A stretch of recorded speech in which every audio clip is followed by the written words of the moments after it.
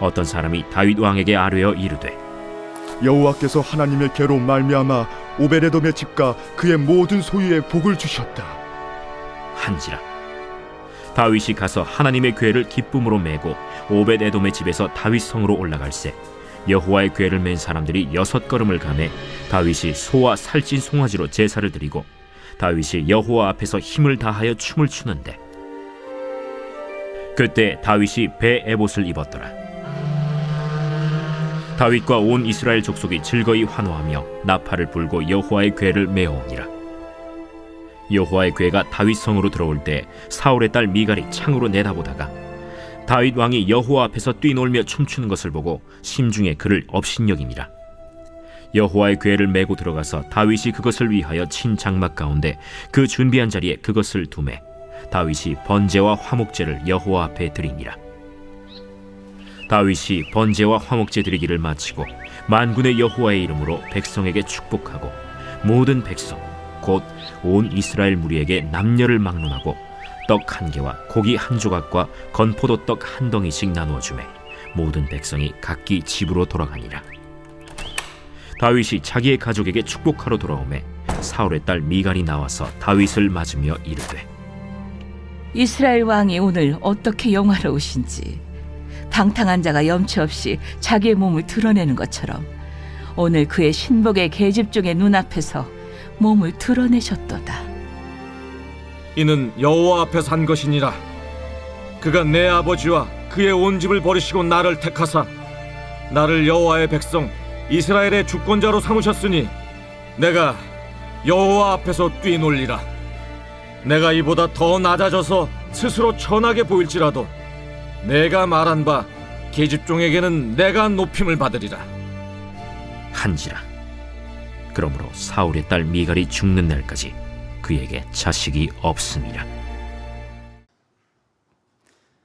지금은 동유럽에 있는 루마니아라는 나라가 자유주의 국가가 되어 있지만 1980년대에는 소련에 의해서 공산정권 아래 있었습니다. 그 안에 있으니까 기독교 신앙을 지키는 게 공산정권이니까 쉽지 않았죠. 그래서 신앙생활을 하거나 그것을 이끄는 목사들은 많이 감옥에 투옥되고 고문을 받기도 했습니다.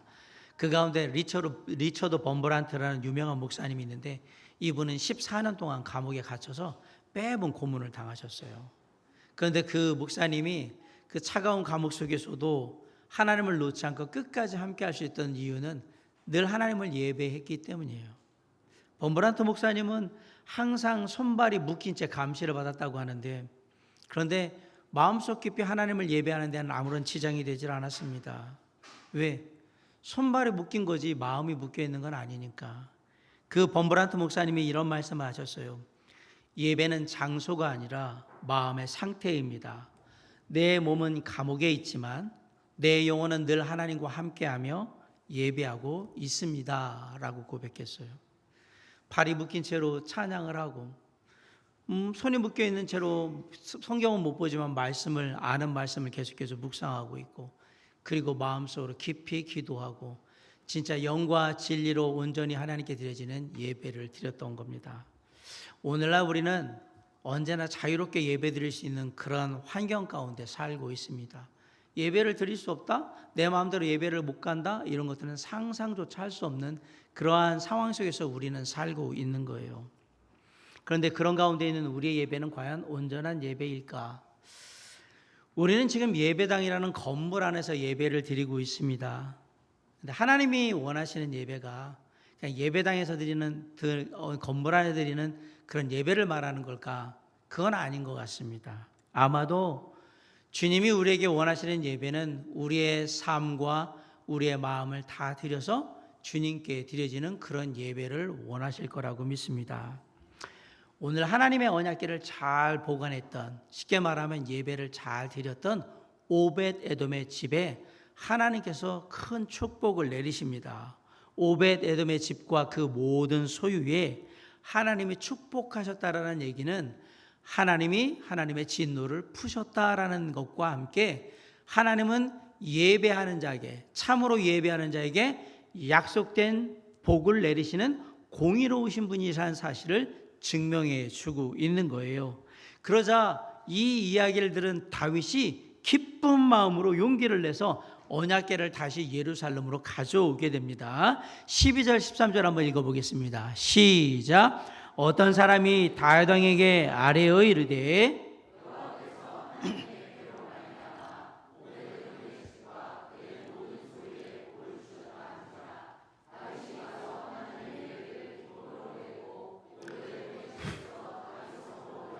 13절.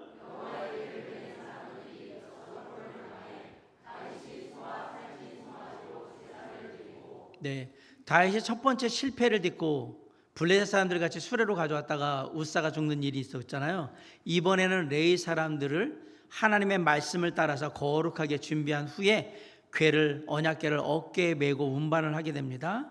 그리고 언약궤를 운반하는 게 아무 문제가 없을까 확인하고자 6걸음을 간 다음에 시험적으로 제사를 드려요.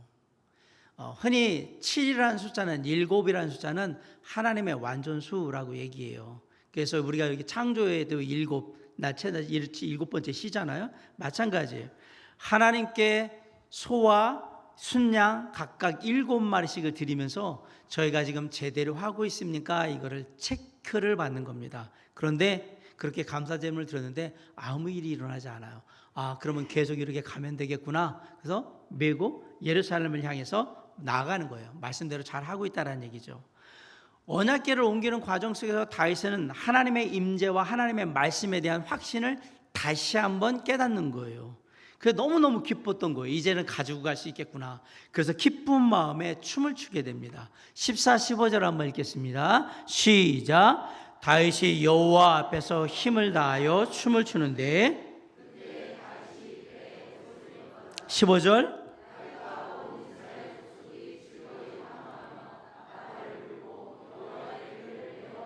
네, 베옷을 입었다는 얘기는 춤추기에 그렇게 좋은 복장은 아닌데 그럼에도 불구하고 얼마나 좋았으면 그러고 있었을까라는 얘기고요.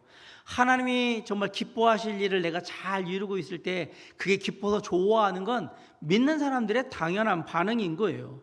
그래서 다윗과 온 이스라엘 백성들이, 특히 예루살렘의 백성들이 다 넣어가지고 환호하며 찬양하며 나팔 불며 즐겁게 막 뛰놀면서 춤추면서 이 하나님의 언약궤가 들어온다는 것을 맞이하고 있는 거예요. 그런데 그 축제 현장에서 전혀 기뻐하지 않은 한 사람이 있었습니다. 바로 미갈입니다. 다윗의 아내 미갈은 전혀 기뻐하지 않았습니다. 놀랍게도 미갈은 하나님의 언약궤가 예루살렘 성으로 들어올 때 다윗이 기쁨을 이기지 못하고 너무 좋아서 막 춤을 추는 그것을 보고서 마음속으로 다윗을 업신여겼다라고 기록되어 있습니다. 16절 한번 읽습니다. 시작. 여호와의 궤가 다윗 성으로 들어올 때에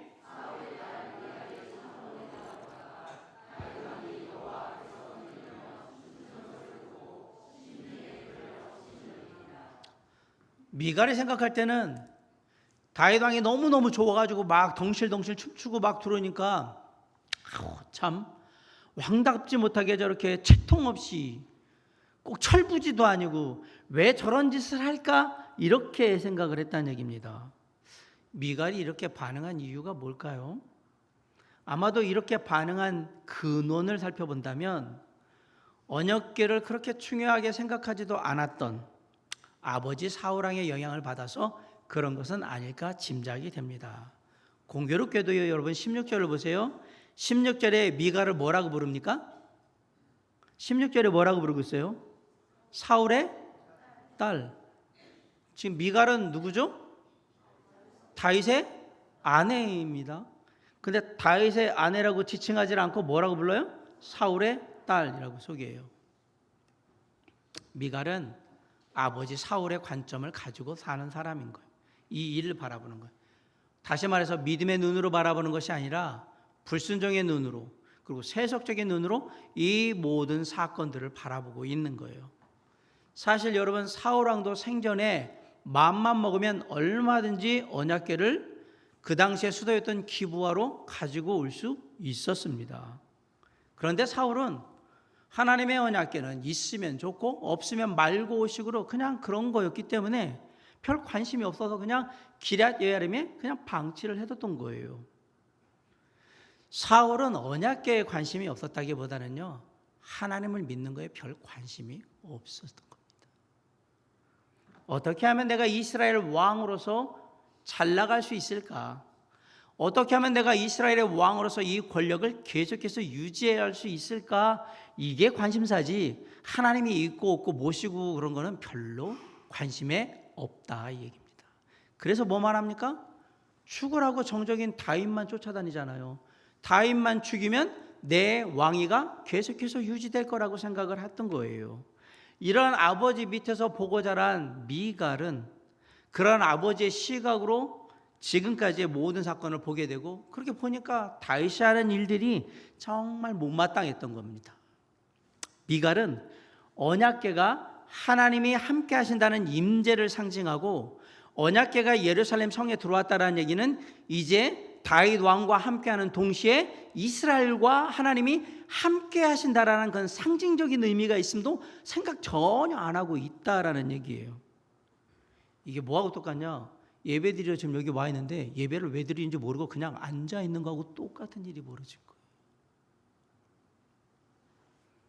그러니 아니 무슨 언약궤 하나 들어온다고 저렇게 열정적으로 하나님을 찬양하고 기뻐하고 춤추고 있는 다윗을 바라볼 때 난 이해가 안 가.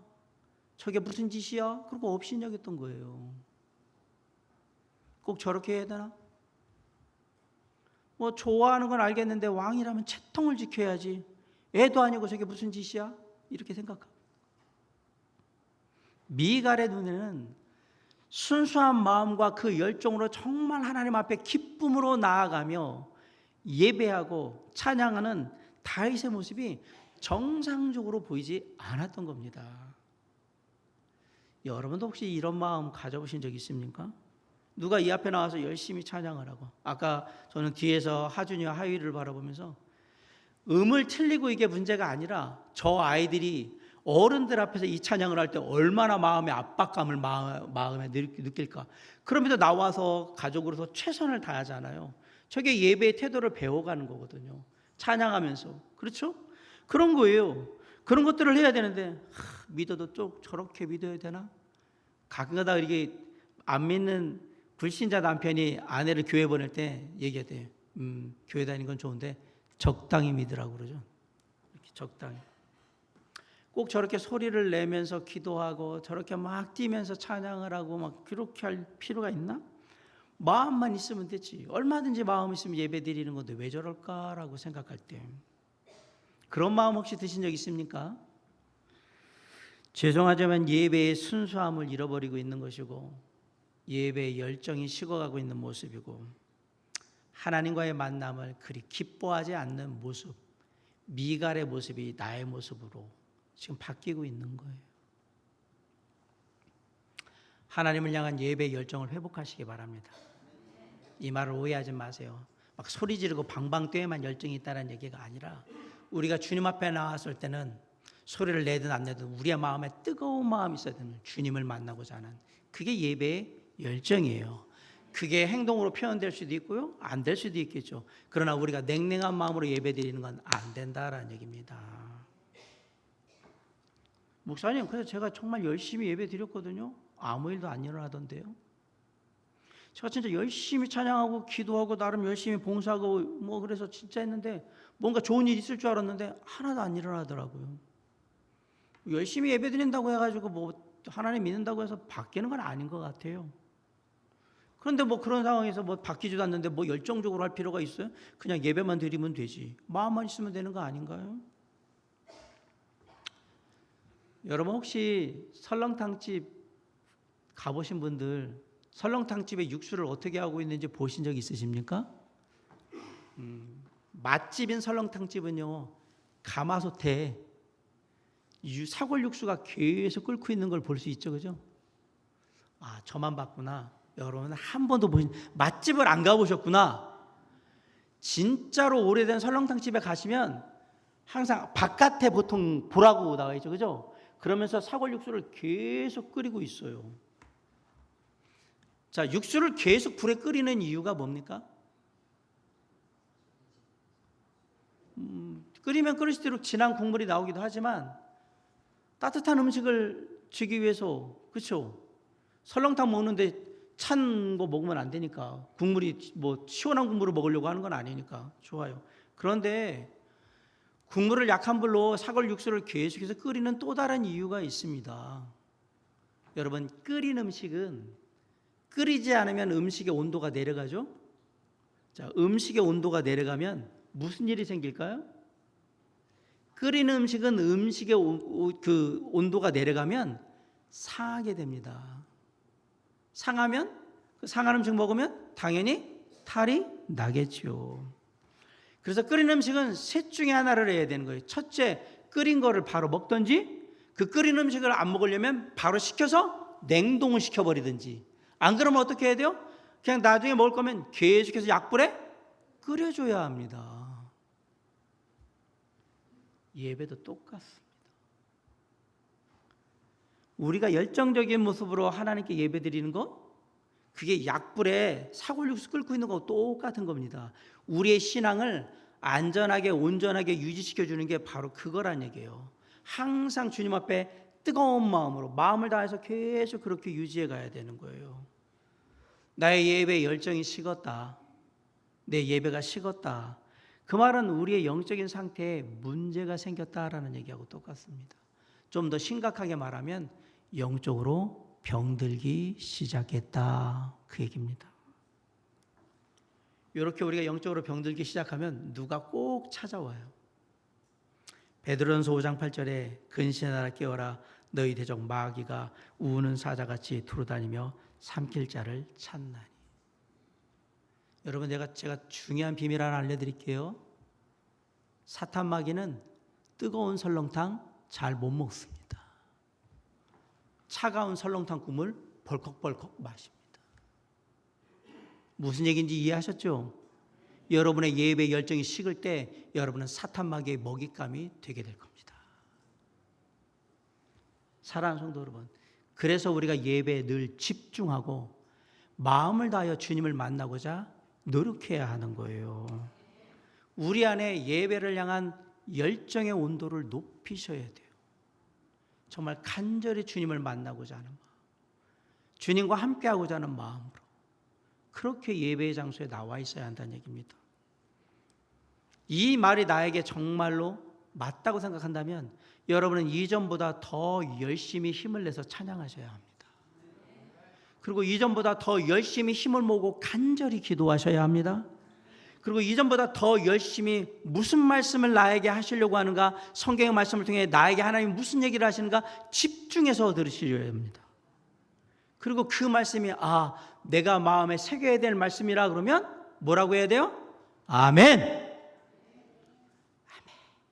그러지 마시고 아멘. 크게 아멘 하시는 거예요. 이게 제가 해야 될 일입니다. 나를 가장 사랑하시고 나와 늘 함께 하시며 늘 선하신 뜻 가운데 나를 돌보시는 분을 만나는 시간이에요. 기대감도 없어요? 그게 어떻게 예배입니까? 내가 가장 세상에서 만나고 싶은 분인데, 여러분 누가 세상에서 가장 만나고 싶어요? 저는 진짜 제 눈으로 주님을 지금 볼 수 있다면, 물론 제가 영적으로 주님이 살아계신 거, 늘 주님이 함께 하시는 걸 알지만 진짜 이스라엘 백성들처럼 그 초대교회처럼 주님을 볼 수만 있다면 여한이 없겠네요. 그래도 우리는 만날 수 있잖아요, 영적으로. 그 우리를 가장 사랑하시는, 내가 정말 보고 싶은 그분을 만나는 시간에 대한 설렘이 없는데 어떻게 예배가 이루어집니까?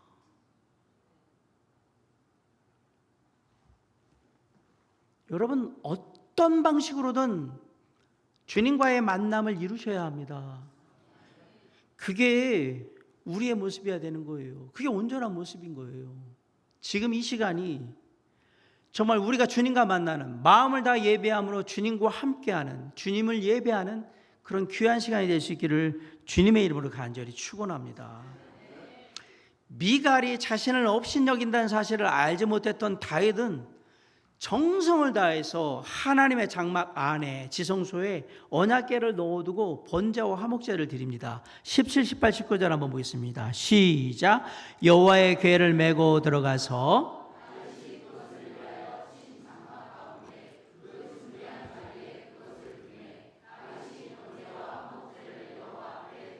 18절.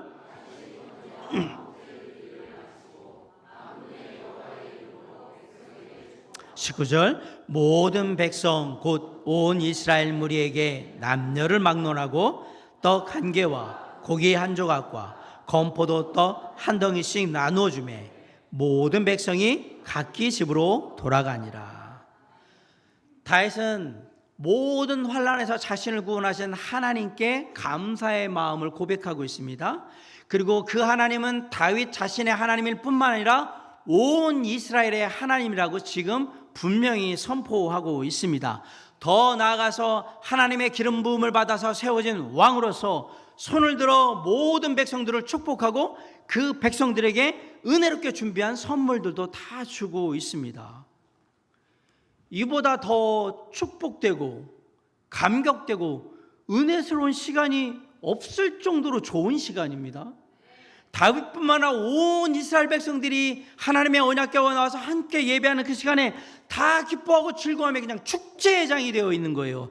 그런데 그 자리에 오직 한 사람 미갈만이 아무런 기쁨도 없고 아무런 감동도 없고 아무런 은혜도 누리지 못하며 그 자리에 있는 거예요.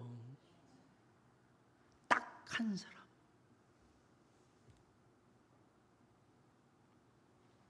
미갈의 눈에는 저 채통 없는 왕, 그리고 별것도 아닌 언약궤 하나 가졌다고 저 난리법석을 치는 저 한심한 백성들, 그렇게밖에 안 보이는 겁니다. 저게 뭐라고 저 짓을 하고 있나? 그런다고 뭐가 크게 달라지나 이 나라가? 하나님 함께 하시나 안 하시나가 뭐가 중요해? 그냥 사는 거지. 열심히 예배드린다고 뭐가 달라지나? 힘들게 시간 들여서 돈 들여서 사람 동원해서 저 짓거리를 왜 하는 건데?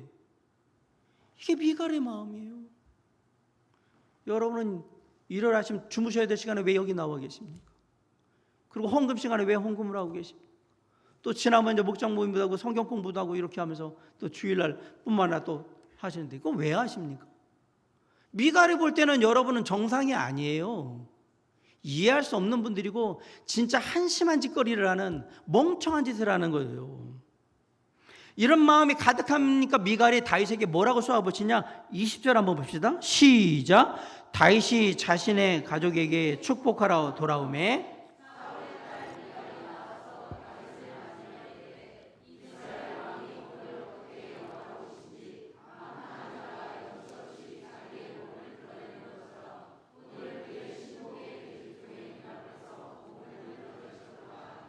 자, 20절에 쓰인 단어들 하나하나를 잘 보세요. 성경은 단어를 쓸 때 허투루 쓰는 게 하나도 없습니다.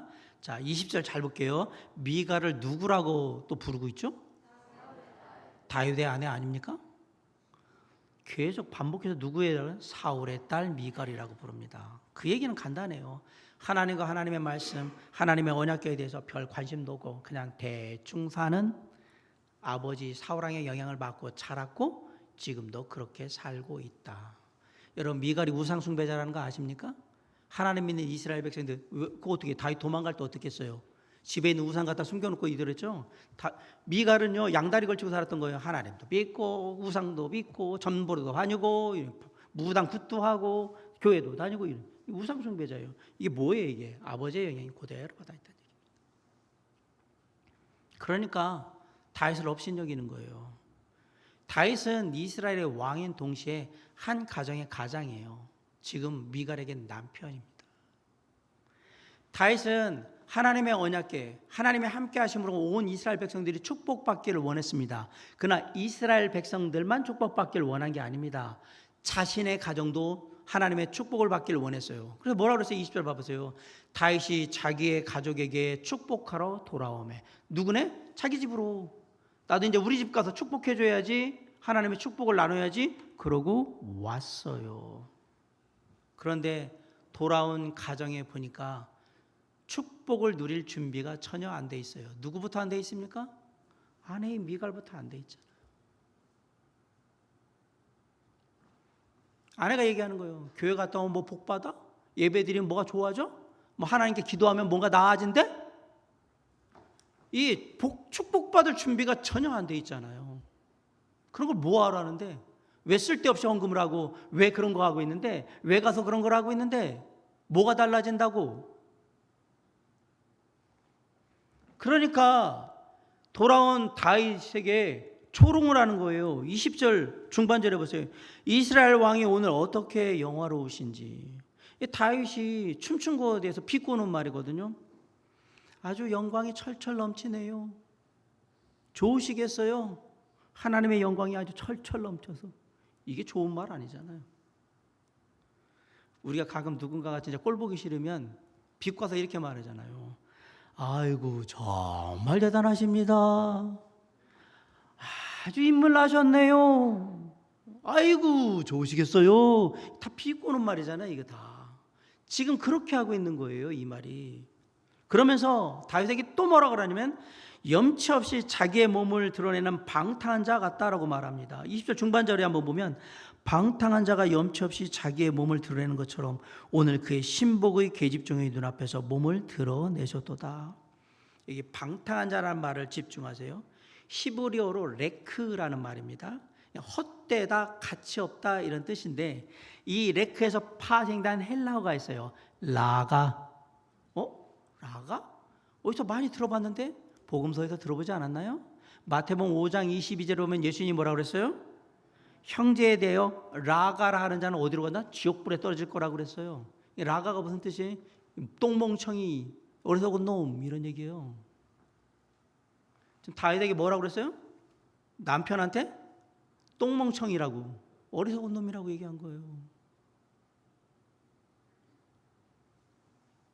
그러면서 뭐라고 그러냐면 왕이 채통도 없이 부하들 그 계집종들이 있는 앞에서 그렇게 덩실덩실 춤추면서 바지 흘러내는지도 모르고 그러고 앉아 있다고 그러면서 막 핀잔을 준 거예요. 품위없게 행동했다는 얘기잖아요. 미갈은 처음부터 끝까지 하나님의 언약궤, 하나님에 대한 다윗의 순수한 열정과 마음은 전혀 관심이 없어요. 이해할 생각도 없어요. 그냥 창피해. 그리고 교양하고 천박해. 왜 왕이 저 짓을 할까? 이런 미갈의 반응에 대한 하나님의 대답은 과연 뭡니까? 23절 다 같이 읽습니다. 시작.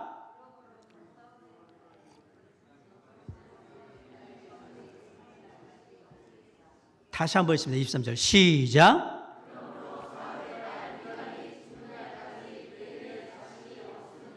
이 말씀 보고 또 자식 없는 거 다 하나님 저주라고 그러지 마시고요. 그거 아닙니다. 최소한 미갈에게 있어서는 하나님의 저주로 뭐가 벌어졌냐? 너는 자식 없어. 놀랍게 여러분, 다윗에게 여러 처첩이 있었잖아요. 그렇죠? 다 자식이 있었어요. 누구만 없어요?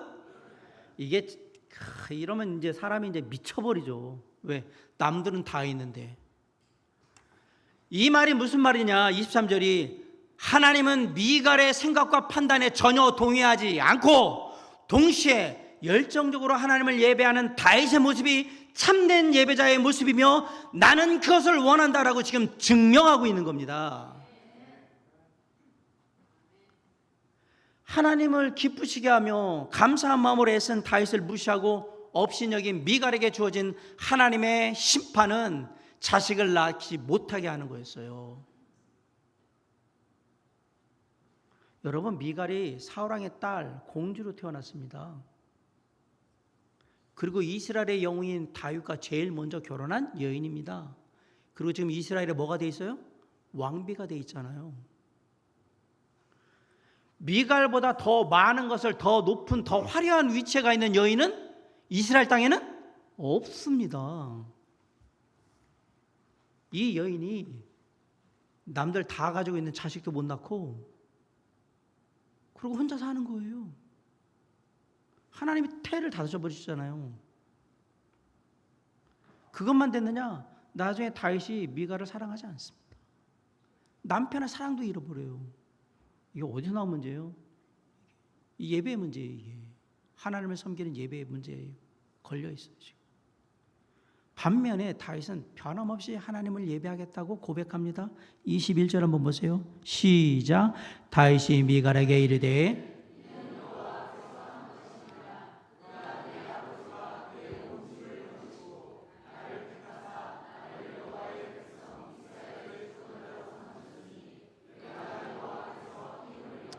이 다윗의 대답 속에 우리는 다윗의 예배를 향한 마음, 하나님을 향한 마음을 다 읽을 수가 있어요. 내가 이렇게 기쁜 것은 하나님으로 인해서 기쁜 거다라고 분명히 얘기합니다. 그래 나는 하나님을 찬양할 수밖에 없다라고 얘기합니다. 그리고 얘기해요.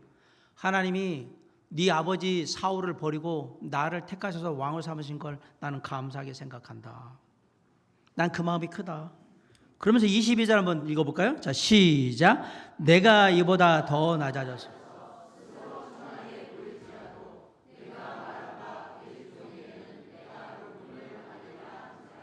뭐 나보다 낮아졌다고? 천하다고? 좋아. 나는 하나님 앞에서는 더 낮아지고 비천해져도 아무 상관없어. 근데 너 기억해라. 네가 말했던 그 계집종? 그 계집종보다는 항상 높여 있을 거야. 누가? 하나님이 그렇게 하실 거니까. 내가 하나님께 온전히 예배드릴 때 하나님께서 알아서 다 높여주실 거거든 이라고 딱 얘기한 거예요. 하나님은 참된 예배자를 높이십니다. 다윗이 그 얘기를 했습니다. 내가 정말 마음을 다해서 열정적으로 온 힘을 다해서 정말 뜻을 다해서 기쁨으로 하나님을 예배하면 하나님은 그런 나를 당연히 높이신다라고 다윗은 확신하고 있는 겁니다. 우리도 다윗처럼 마음을 다하는 온전한 예배를 드리셔야 합니다. 온전한 예배는 우리가 하나님께로 우리의 마음을 돌릴 때 시작되는 겁니다. 온전한 예배는 언제 어디서나 하나님이 나와 함께 하신다는 걸 믿고 나아갈 때 시작되는 거예요. 온전한 예배는 우리가 하나님의 시선으로 모든 것을 바라볼 때 그때부터 시작이 되는 거예요. 영어에서 예배를 지칭하는 말이 worship이에요. worship은 worth라는 가치라는 뜻의 단어와 신분을 의미하는 ship이라는 단어가 합습해진 거예요. 그 말은 그 대상이 최고의 가치를 가진 분인 걸 인정하는 거, 그게 예배예요. 예배. 따라서 예배란 하나님이라는 그 높은 가치를 가지고 계신 분이라는 걸 인정하는 거예요. 그게 행위가 예배예요. 각 사람들은 각자 가신 나름대로의 가치 기준이 있어요. 뭐를 소중하게, 나는 뭘 가장 귀하게 여긴다, 이런 것들이 다 있단 말입니다. 어떤 사람은 나는 돈이 제일 중요하다고 생각해 라고, 어떤 사람은 나는 친구가 제일 중요하다고 생각해 라고 합니다. 어떤 사람은 내가 높은 지위에서 권력을 가지고 있는 게 제일 중요하다고 생각해. 어떤 사람은 건강이 중요하더라 라고 얘기하고, 어떤 사람은 가족이 최고야 라고 얘기를 합니다. 근데 사람들 중에서 가장 가치 있는 것, 그게 뭘까? 내게 있어서 가장 가치 있는 건 뭘까요? 우리는 하나님이라고 얘기하죠. 그거 말고 사람들에게, 하나님 빼고. 생명이에요. 목숨이란 말입니다. 내가 살아 있어야 친구가 있고, 돈도 있고, 건강도 있고, 그런 거지. 죽으면 무슨 소리? 사람에게 있어서 가장 가치 있는 것은 생명입니다. 자, 그런데 여러분 잘 생각해 보세요. 그 생명을 내가 누군가에게 준다고 할 때 그래도 한 번밖에 못 줍니다. 그 생명을 받아야 할 분이 하나님이라고 해도 하나님께 드릴 수 있는 생명은 하나밖에 없어요. 드리고 싶어도, 더 드리고 싶어도 못 드려요. 그런데 하나님이 우리에게 생명을 다하라고 하지만 그렇다고 해서 육신의 생명을 빼앗으냐? 그러진 않겠죠. 그런데 우리에게 주님이 달라고 하시는 게 있어요. 우리가 예배 드릴 때마다 매번 하나님께 드릴 수 있는 생명만큼이나 소중한 게 있어요. 그게 바로 우리의 마음입니다. 나의 생명 드리니 주여 받아주셔서 이렇게 할 때 그게 생명이 뭐냐면 내 온 마음을 다 드리겠다, 이 얘기를 하는 거예요. 우리가 마음을 다해서 하나님을 예배하기 시작하면 온전한 예배가 시작이 되는 겁니다. 그게 우리의 삶의 시작이요 끝인 거예요. 다윗은 온 마음을 다해서 하나님께 예배드리고 있는 거예요. 예배에 우리의 마음을 드리는 것은요, 강조해도 지나침이 없습니다. 근데 습관적으로 예배를 드리잖아요. 하나님께 마음을 들여 예배드리기가 어렵습니다. 습관적으로 드리면 그냥 늘 하던 거니까.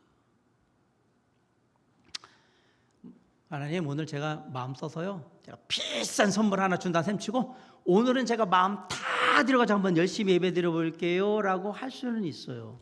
그러나 매번 그렇게 하는 게 쉬운 일이 아닙니다. 왜 그럴까요? 마음을 드린다는 게, 마음을 전한다는 게 왜 어렵냐? 일단은 만나야 됩니다. 만나지 못하면 온전히 마음을 드리기가 어렵습니다. 최근에 저도 결혼식이나 장례식이 많았습니다. 그러면 우리가 결혼식이 있으면 축의금을 보내고 장례식이면 조의금을 보내죠. 그러나 그보다 더 좋은 건 뭐예요? 직접, 액수가 적더라도 직접 가서 축의금을 전하고 직접 가서 그 아픈 마음을 상주를 위로하고, 그런 게 더 중요한 거잖아요. 왜 가요? 마음을 전하기 위해서 가는 거잖아요. 물론 물질이 있으면 마음이 있긴 하지만 다 전할 수는 없거든요. 그래서 어려운 시간을 내서 결혼식장이나 장례식장에 가서 우리의 마음을 전하는 거예요. 축하하는 마음, 또 그 슬픔을 함께 나누고자 하는 위로한 마음을 전하는 겁니다. 그런데 어렵게 시간을 내가지고 결혼식장하고 장례식장을 갔어요. 근데 결혼식장에 가서 신랑 신부나 혼주는 전혀 안 만나고 밥만 먹고 왔어요. 마음의 전달이 잘 됐겠네요. 그죠? 장례식장에 갔어요. 그래가지고 밥 먹고 그냥 왔어요. 상주하고 인사도 안 하고 왔어요. 마음 전달이 됩니까?